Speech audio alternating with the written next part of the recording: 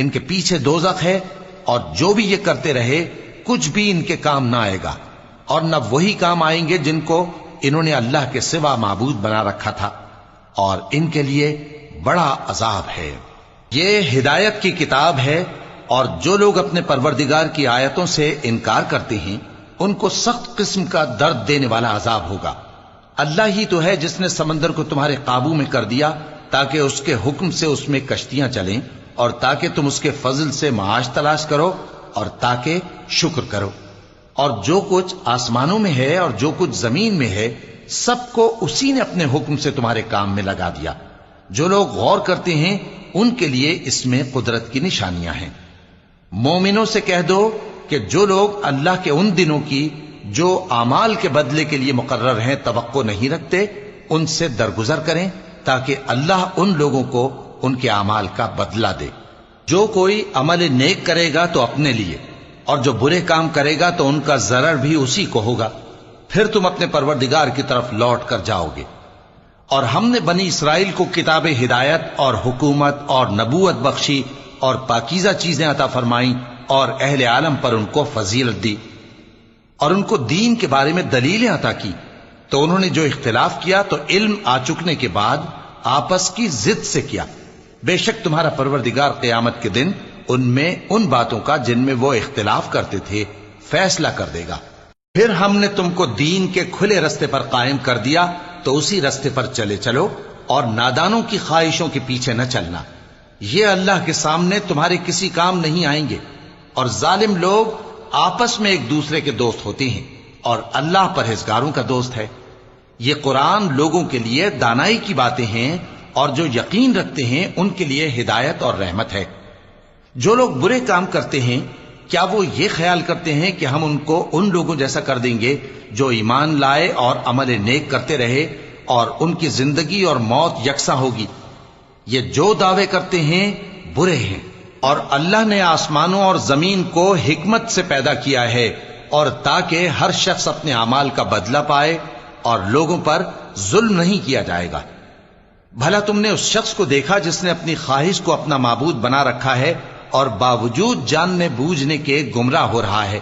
تو اللہ نے بھی اس کو گمراہ رہنے دیا، اور اس کے کانوں اور دل پر مہر لگا دی، اور اس کی آنکھوں پر پردہ ڈال دیا۔ اب اللہ کے سوا اس کو کون راہ پر لا سکتا ہے؟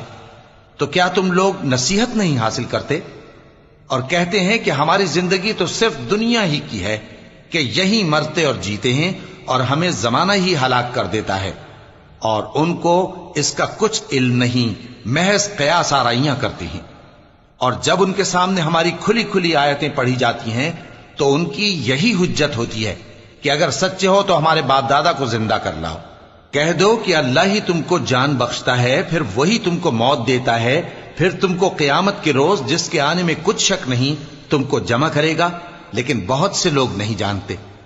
اور آسمانوں اور زمین کی حکومت اللہ ہی کی ہے، اور جس روز قیامت برپا ہوگی اس روز اہل باطل خسارے میں پڑ جائیں گے۔ اور تم ہر ایک فرقے کو دیکھو گے کہ گھٹنوں کے بل بیٹھا ہوگا، اور ہر ایک جماعت اپنی کتاب اعمال کی طرف بلائی جائے گی۔ جو کچھ تم کرتے رہے ہو آج تم کو اس کا بدلہ دیا جائے گا، یہ ہماری کتاب تمہارے بارے میں سچ سچ بیان کر دے گی۔ جو کچھ تم کیا کرتے تھے ہم لکھواتے جاتے تھے۔ اب جو لوگ ایمان لائے اور نیک کام کرتے رہے ان کا پروردگار انہیں اپنی رحمت کے باغ میں داخل کرے گا، یہی کھلی کامیابی ہے۔ اور جنہوں نے کفر کیا ان سے کہا جائے گا کہ بھلا ہماری آیتیں تم کو پڑھ کر سنائی نہیں جاتی تھیں؟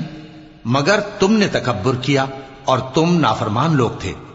اور جب کہا جاتا تھا کہ اللہ کا وعدہ سچا ہے اور قیامت میں کچھ شک نہیں، تو تم کہتے تھے ہم نہیں جانتے کہ قیامت کیا ہے، ہم اس کو محض خیالی سمجھتے ہیں اور ہمیں یقین نہیں آتا۔ اور ان کے اعمال کی برائیاں ان پر ظاہر ہو جائیں گی، اور جس عذاب کی وہ ہنسی اڑاتے تھے وہ ان کو آ گھیرے گا۔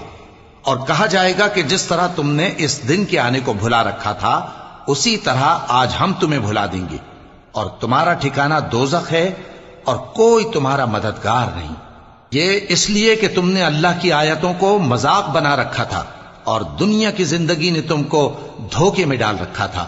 سو آج یہ لوگ نہ دوزخ سے نکالے جائیں گے اور نہ ان کی توبہ قبول کی جائے گی۔ بس اللہ ہی کے لیے ہر طرح کی تعریف ہے جو آسمانوں کا مالک ہے اور زمین کا بھی مالک اور تمام جہانوں کا پروردگار ہے، اور آسمانوں اور زمین میں اسی کے لیے بڑائی ہے، اور وہ غالب ہے، دانا ہے۔